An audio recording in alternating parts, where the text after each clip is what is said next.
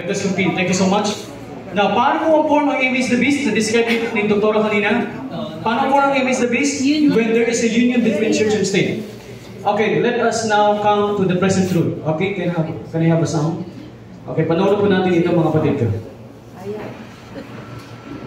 Okay, lumabas ang video ito way back February 24. Trump promises to grant Christians unprecedented political power.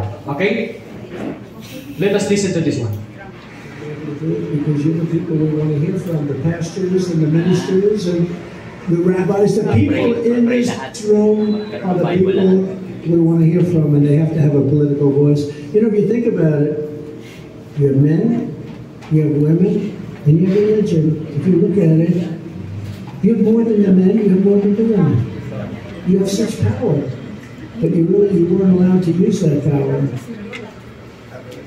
Sabi ni Trump, you have power, but you weren't allowed. But you were not allowed to use that. You weren't allowed to use that power. What is that power na di na-allow? Remember, Protestant America will form the image of the beast. Yes or no? Yes. Okay. Tingnan po natin mga ko. Okay. Ano pong power ibigay niya? Because you're the people we want to hear from, the pastors and the ministers. Okay, next slide. Wait. Tama ko yata. Because you're the people we want to hear from, the pastors and the ministers and the rabbis. The people in this room are the people we want to hear from, and they have to have a political voice. You know, if you think about it, you have men, you have women, and you have religion. If you look at it, you have more than the men, you have more than the women. You have such power, but you weren't allowed to use that power. Okay, next slide. Okay. Next. Okay, ano po yung power ito? Sabi niya. Okay, now let us continue to listen to Trump. And you're now allowed to use, I get in there, you're going to be using that power at a level that you've never used it before. It's going to bring back the churchgoer. I mean, you have to see, I don't like the charts. When I see charts where they're going in the wrong direction, we don't like that. We're going to bring it back, and I really believe it's the biggest thing missing from this country. Okay, ano po yung babalik na power? Okay, balikan po natin. One more time. Pakinggan po. And you're now allowed to use, I get in there, you're going to be using that power at a level that you've never used it before.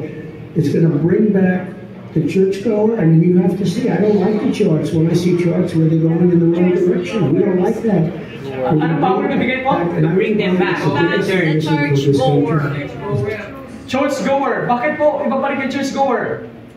No. Because in their study right now, less than 50% go to church.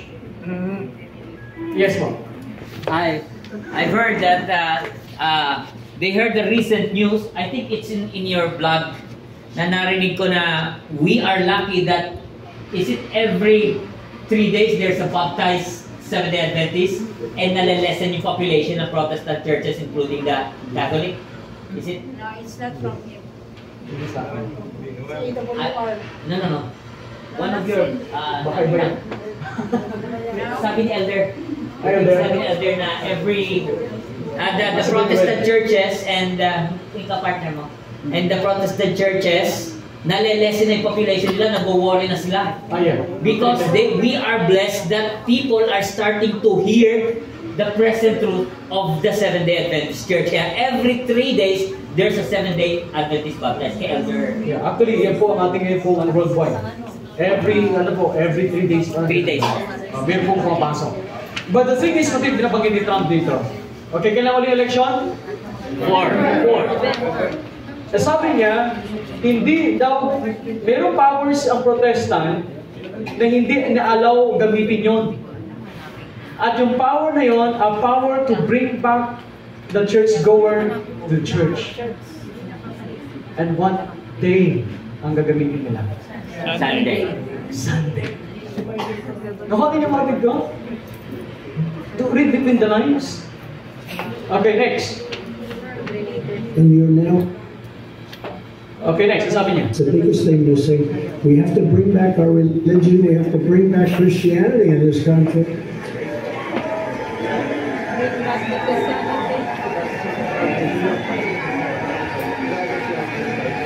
Thank you. Thank you very much.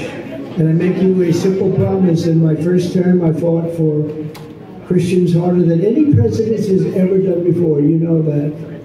You know that.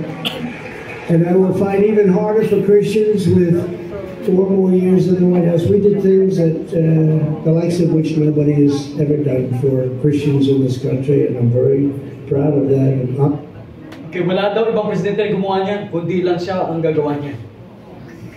it's the biggest thing we'll see. Okay, next. Okay, now.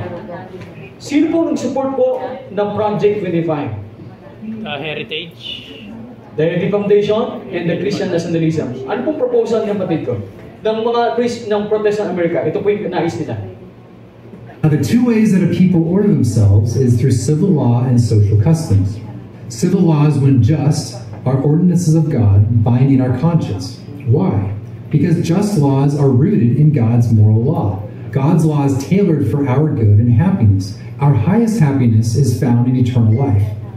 And so civil law ought to order us to the things of eternal life, word and sacrament. Civil law cannot compel belief in the gospel, nor that one worships God in heart, but it can create the best outward conditions for one to conduct undisturbed and focused worship of God. Thus, in addition to ensuring justice in our civil relations, civil authority can regulate the Sabbath day, for example, to remove those daily cares and concerns that distract us from Sunday worship.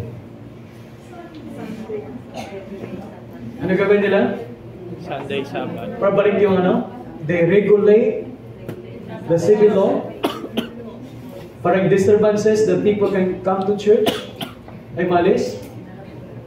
So they use the law to regulate all this establishment. Naghinder po ang tao po hindi pumasok ng araw ng Sunday to worship. And they called it also Sabbath. Nakuha mo niyo? That is their plan. They already have the idea. Okay, next. Mga ko. So, ibig sabihin, matikita natin yun, we are closer to that point. But many of us doesn't know about it. Mga kapatid ko kayo mabigyan ng chance. Ako po, there are many churches na punta ng lingkod.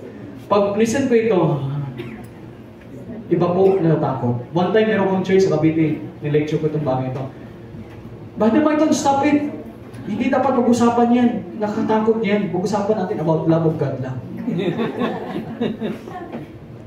I realize, meron po kasi doon ng babae, takot na takot siya. She is working in the police. Ang kanyang asawa po, general. Her husband that time, umattend po ng ceremony po sa kampo sa Cavite.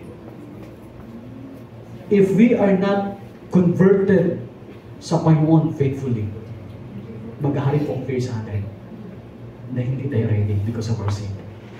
Yun po ang nagbibigat sa atin na hindi tayo ready dahil sa ating kasalanan. Kaya ayaw nila pag-usapan itong mga bagay itong natin ko. Because they have fear. And they want it to soften by all promises lang ng Panginoon. Parang bagang inihilot yung takot. Nakuha niyo yung mga tiga? Ibig sabihin? Okay, let us continue.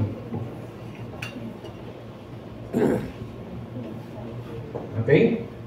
So, last call mga tiga, yung pag-usapan natin kanina, nilipid ko lang. Okay, let us move forward. Next. Okay, Trump allies prepare to infuse Christian nationalism in second administration. Okay, advising Project 25, a governing agenda. Among other principles, the project's mandate for leadership states that freedom is defined by God, not man. Okay, pakinggan po natin ito. Welcome back to America Decides. Some of former President Trump's closest allies are planning to infuse, quote, Christian nationalism and their ideas into that administration if, in fact, the former president secures a second term. Okay, ano yung sila? Idea ng Christian nationalism. Okay, next. To infuse, quote, Christian nationalism and their ideas into that administration if, in fact, the former president secures a second term. These efforts are being spearheaded by a gentleman named Russell Vought. Not necessarily a household name, but someone who's important. He was Trump's former director of the Office of Management and Budget. Vought is now the president of something called the Center for Renewing America. It's a think tank. Alex Ward joins us now. He's a national security reporter with Politico. He is also the author of a brand new book just out this week, The Internationalist, the fight to restore American foreign policy after Trump. Alex, great to see you. Congratulations on the book. We'll get to that in a minute, I promise. What is your reporting on the intentions of Russell Vought and those around him and Christian nationalism and a potential second Trump term? So Russell Vought, as you noted, runs the Center for Renewing America, and that is a Trump-aligned think tank. He's the former Office of Management and Budget Director, and Russ is part of this constellation of actors that are preparing Trump and everyone around him for a second term. Now, Russ is close to a bunch of so-called Christian nationalists who, most basically put, there's a lot of debate about it, but most basically put, are folks who believe that Christianity should infuse almost every aspect of public life. In other words, the religion is a major part of deciding which laws get passed, which laws should be. And should inform policy. Correct. Whether it's regulatory policy, whether it's things that the government either incentivizes or disincentivizes, and there are all sorts of mechanisms by which the government at the federal level can do both. Right. It's something like religion. Sila sasama po pag-infuse ng laws. Magkaroon po ng unity between church and state. Christian nationalism or nationalist is a group of Christians Americans, Protestant America. Which is ngayon po ay very dominant na nakikialam po at sumusuporta kay Trump. And Trump wanted to use that power for them to exercise their force. Kasi alam mo bakit po sila nag-arise ng Christian nationalism? One thing kasi kayo nag-isip nila, bakit nangyayari pong kalimitan nito? Because America turning away from God. Dahil po, hindi na po nagsisimba. Tumataas ang crime. Totoo ba? Yes. Yung shooting sa Amerika, naging increase ba? Yes. Yes. Yung calamities. Yes. Kailan po nangyari po? Last week, tornado sa Iowa. Matindi po yung aftermath. Ang dami pong bahay na nagiba. Texas. At one thing mati ko ang kanila pong proposal ganito. The mandate for leadership, Project 25, a Sabbath rest.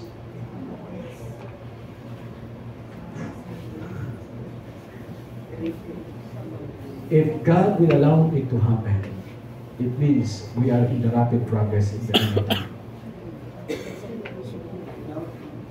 There's a smoke. Okay na po Project 25. Under po ng labor. They wanted to have a Sabbath rest. God ordained the Sabbath as a day of rest. And until very recently, the Judeo-Christian tradition sought to honor that mandate by moral and legal regulation of work on that day. Congress should encourage communal rest by amending the Fair Labor Standards Act, or FLSA 9, to require that workers be paid time and half for hours work on the Sabbath, that they would default to Sunday. That Sabbath is not Saturday. Sunday. That is Sunday.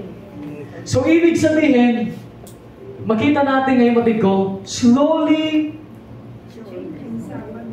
we are towards the fulfillment of the prophecy. Now, sabihin mo na, wala naman decree yan. Remember, there are 4 stages po ng Sunday law. 4 stages. First stage po ay no work on Sunday. Okay, may ano yan. Okay, next. Revelation 13 verses 3 and 4. And he saw one of his heads as it were wounded to death. And his deadly wound was healed, and all the world wondered after the beast. Nag-wonder pong world ngayon? Yes. When it comes to war, sino pong nalapitan nila? When it comes to climate change, sino ang pitan nila? Lahat si Pop ang nakampas niya. Yes, and all the world wondered after this, and they worshipped the dragon, which gave power unto the beast, and they worshipped the beast, saying, Who is like unto the beast? Who is able to make war with him? And the whole world is something like they are what? Looking towards Pope Francis. They're going back to Rome. It's because in order to save the planet. Because of climate change. Okay, nakita po natin ngayon? And these have one mind and shall give their power and strength unto the beast. Revelation chapter 17 verse 3. Okay, next. When the professed people of God are uniting with the world. Okay, ito po yung mga paligka sa bayan ng Diyos. When the Seventh-day Adventist professed people of God are uniting with the world. Paano po, in what manner? Living as they live. Yan po. Sagot. Living as they live and joining with them in forbidden pleasures. When the luxury of the world becomes the luxury of the church. Kaya gusto po message ni Dr. kanina. Supposed to be, bakit po, mamaya sige na yan. Meron po kasi may topic yun mamaya.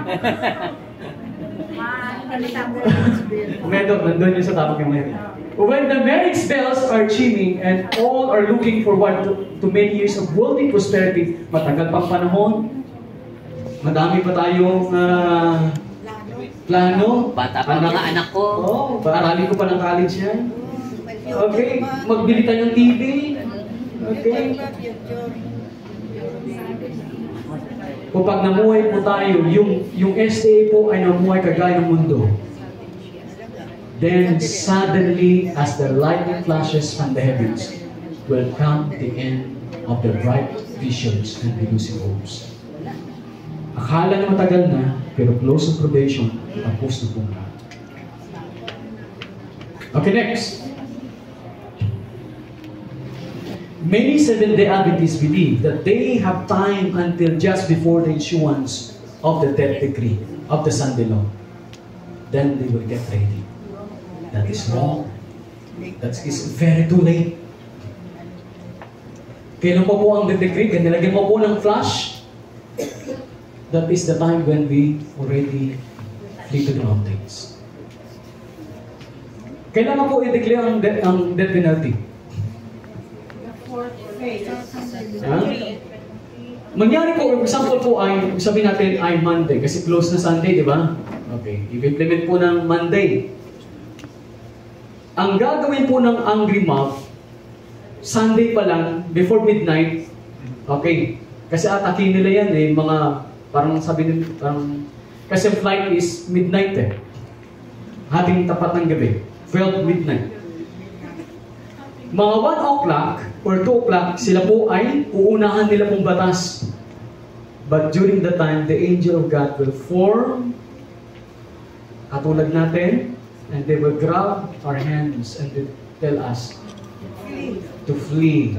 And they will lead us doon po sa area. And take naman ko, the 11th hour. Paano yung 11th hour worker? The angel also will guide them. Pwede mauna sila, pwede mauna tayo, magulat na tayo. Hoy, dito ka!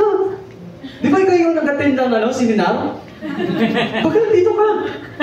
Kasi tanggap po si Jesus. Nakita ko ang Sunday Lord. Totoo kayo. Marami pong magugulatan din doon po sa may place na yun. Isama-sama ng Panginoon po yung ligtas sa isang lugar. Alam mo bakit? Iba't ibang lugar, pero by company. Yung bawa po ay walang bundok sa Pasay. Secluded places kasi po. Sa Pangil. Sa may Sampaloc. Bakit po ay company? Because during the time of 7 last plagues, ano po yung 7 last plagues? The boil. I-allow kasi for the final test, yung bayan ng Diyos, like the time of Jacob's trouble. Dahil po, yung event na yon, na-open tayo, ilalatag tayo ng Panginoon for the final test. Just to show to Satan na hindi nagkamali siya na walang susunod sa Panginoon. Nasabi nila, nasaan ang Diyos nyo? They have. the armament, you have the sword, you have the knife, whatever. Ngayon patunayan namin na sa amin ang Diyos. Patunayan niyo ang Diyos yung totoo. That's the time. I-allow po yun. Showdown po yun. It's like a showdown. Paano matigil po? On their own set to strike us, pero ang bayan ng Diyos namumutla po sa takot. Is this the midnight cry? Iba pa po, sobra po ito. Sobrang takot po ito mga batid ko. Lahat po lalaki at babae nanalangin sa Panginoon. It's a terrible night. Lumuluhod before the second coming of Jesus Christ. Pag onset po nilang patayin tayo batid ko, the hands of God will appear in the clouds holding the two tabled stones. The Greek controversy, nabasa po ninyo? Basahin yung Greek controversy. Ganda po yun. Ang chapter yun is yung sino Greek controversy? Okay, tayo lang. Ba sa last part po yan? Ay, yung 5 last chapter na with regards to Sunday law. Second to the last yata. Second to the last.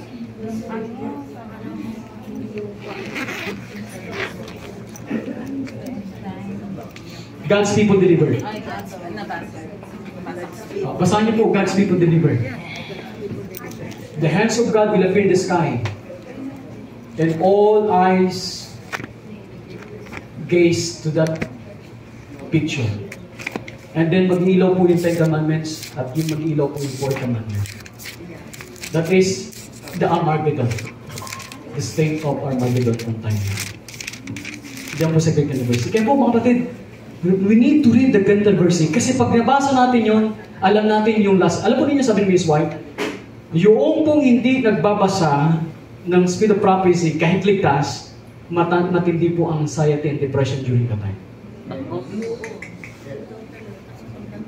Pero kapag nabasa mo, alam mong events, oh, ito yun, next, ito, alam ko ito yung next. Mas magaan po sa atin yung trouble na yun. Kasi alam mo yung sequence. Kasi meron pong maliligtas na hindi palabas na po ng Spirit of Prophecy, but they believe the Spirit of Prophecy. Hindi alam nila po yung events. Kasi, mga kapatid, meron talaga pong mga, sabihin natin po talagang di gaano marunong basa ng, alam mo, illiterate talaga. It doesn't mean, hindi siya ligtas. Hindi nagbasa ng Spirit of Prophecy. Hindi makabasa, may malabong mata. May hinang pandinig. But they can hear, mga kapatid, no? Okay, now, let us continue. Kaya basahin po natin Greek and the verse. Next, okay. Why does Satan wants us to believe that our probation closes at the end of time? Anong purpose mga dito ni Satan?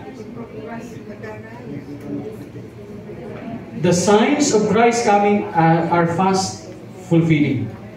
Satan sees that he has but a short time in which to work, and he has set his agencies to work to stir up the elements of the world, that men may be deceived, deluded, ito po ang sagot kanina, and kept occupied and entranced until the day of probation shall be ended at the door of mercy be forever shut.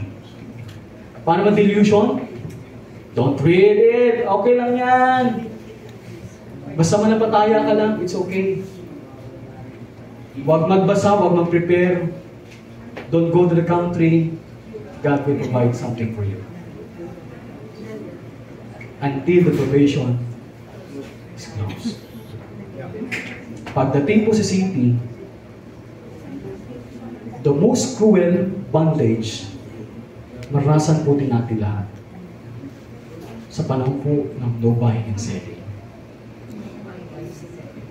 Okay, later on po explain natin yan. Yung scenario. As Christ sat looking upon the party that waited for the bridegroom, He told His disciples the story of the 10 virgins by the experience, illustrating the experience of the church that shall live just before His second coming. So, story po ng virgins, ito po experience ng bayan ng Diyos before the second coming of Jesus Christ. Okay, now, illustrate natin po yung binasa ni Sister Jade kanina. And what they went to buy, okay, sila po ay, ano pong payo ng Panginoon sa Laodiceans? Lukewarm. Revelation chapter 3 verse 18. I counsel you to buy from me gold. Bakit po ginamit ng Panginoon buy? We have to really spend that which comes from us, our own effort, Exactly. Meron tayong own effort na hingin yun, yung bigyan natin sa atin ng Panginoon. Hindi po ito kusa. Bahala ng Holy Spirit sa akin. everything has a kapalit. Lahat po hinihingi. Even the lottery. Ask for the lottery. Hindi po ito kusang ibinibigay. Kahit po yung knowledge sa Bible, hindi ito kusang binibigay. Iningi ito. Proverbs chapter 3, ano po sabi doon? 5-6. Proverbs, bahin saan natin? Proverbs chapter 3. Ano sabi ng Proverbs? Yeah. You have not because you ask. 5-6. Huwag ka manangas sa sarili mong kaalaman. Ang mga walang alam ay humigit. Hindi ko lang. Proverbs. You have not because you ask. Proverbs chapter 2, verse 3, 4. Ito, verse 1. Basahin natin, ha? If you see Proverbs chapter 2, verse 1. My son, if you receive my words and treasures my commands within you, so that you incline your ear to wisdom and apply your heart to understanding. Yes, if you cry out for discernment and lift up your voice for understanding, if you seek her as a silver and search for her as for hidden treasure, then you will understand the fear of the Lord. Okay lang po mangyari? If we seek, kailangan po ay hingin, hanapin. Okay, now, let us continue. And while they went to buy, the bridegroom came, and they that were ready went in with him to the marriage, and the door was shut.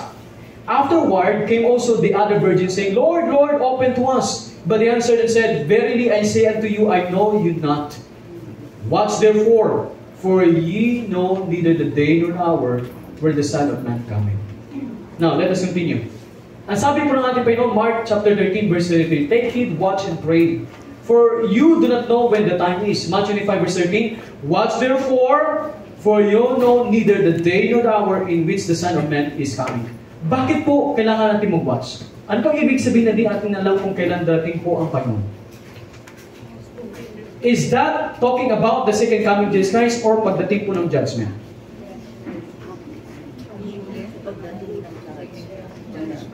Alam po ninyo matid ko, yung second coming mismo ng Panginoon, ibibigay po mismo sa bayan ng Diyos. They will heard it by their own ear. Kung anong oras po talaga yung Panginoon.